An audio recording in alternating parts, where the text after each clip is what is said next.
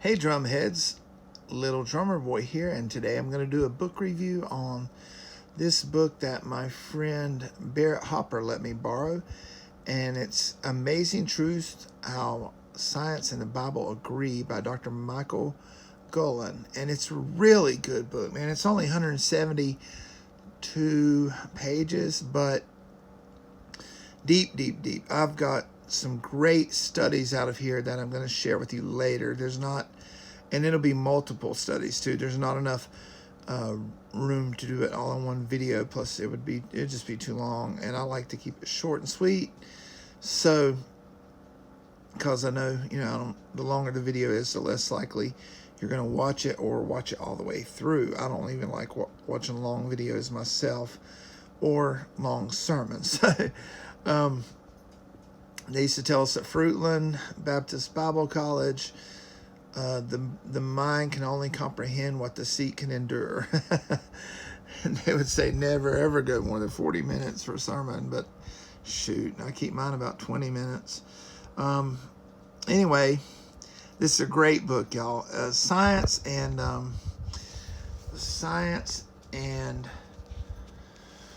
the Bible do not contradict. The worldwide flood, our fossil fuels came from the worldwide flood. That plant life squashed down in the mud. There are coal deposits in Antarctica. There was a tropical forest in Antarctica. Now you have coal deposits down there. There are palm tree fossils in Alaska. The continent separated during the flood of Noah. That was when the fountains of the deep opened up. And so the whole world was tropical before then, and the ice age began after the firmament burst during the flood of Noah. The water canopy, it came down as 40 days of rain, and so then that changed the Earth's climate from global warming completely all over the Earth, the tropical Earth, palm tree fossils in Alaska, to having and there's sea fossils in the top of the Grand Canyon, a mile above sea level. But I'm just telling you that as a preface to say, hey, the Bible agrees with science. God invented science. Science does not rule out God. God rules science. But none of that came from this book, actually. I'm gonna show you. Let's look at the contents. This is a really good book. This guy, he's a scientist. He's a Pentecostal holiness, and he's a scientist. And he was on, believe it or not, he was on fake news CBS for some time. But he was a science reporter for them. And I didn't know all these people were Christians, or I'm assuming they are. Like Joan London gave him a review on this book. Dr. Robert Schuller, who is the Crystal Cathedral's pastor, which I always thought he was kind of a liberal pastor, but anyway, let's see.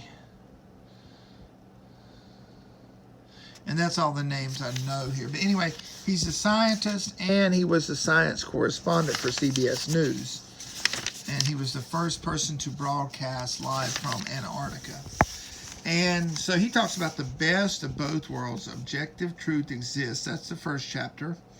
And he talks about how the first scientists were Aristotle invented science, but the first scientists were all Christian, Muslim, and Jew. And they all thought that God created science, and that science proved there was a God. And to me, that's just common sense. But thanks to Charles Darwin and evolutionary theory, a lot of people think that science explains away God. But if you look deep into it, and I don't claim to be a scientist or somebody that's good at higher science, I do think it's interesting. But I love to read what scientists say about it, and especially the ones who believe the Bible and can prove that the Bible and science jive. Beyond circular reasoning, time is linear. That's a very important chapter. I did not realize that because of the Eastern reincarnation religions like Buddhism and Hinduism, and the Egyptians watching the tide go up and down in the Nile, that until Christianity, everybody thought time went in a circle. Christianity invented the timeline as we know it, from point A to point B, from start to finish. All the New Age religions believe that time is circular. And so time as we know it, and of course the year we live is 2019, 2019 years from the birth of Jesus. Although the calendar's off 3 years, it actually should be 2022. I am who I am. An entity can have contradictory natures, chapter 3. Seen in the dark, significant parts of reality are hidden from us. And it talks about how only something like 5% of space has been explored. We really don't even begin to know what's out there. Not of this world. Light is unearthly. And it talks about how we can't survive without light, but it's not of this world. And it talks about light speed. It's really interesting because it goes into the history of light speed, the speed of sound, and how, like how cannons on hillsides a mile apart were used originally to determine the speed of sound, and how it was actually lamps. They used cannons for the speed of sound, cannons and gunfire, but it was lanterns. Galileo and his friends stood a mile apart on mountaintops with lanterns, and that was how they got a rough estimate. They were way off, but that was the first time anybody tried to clock the lightning speed of light, which is 186,000 miles per second.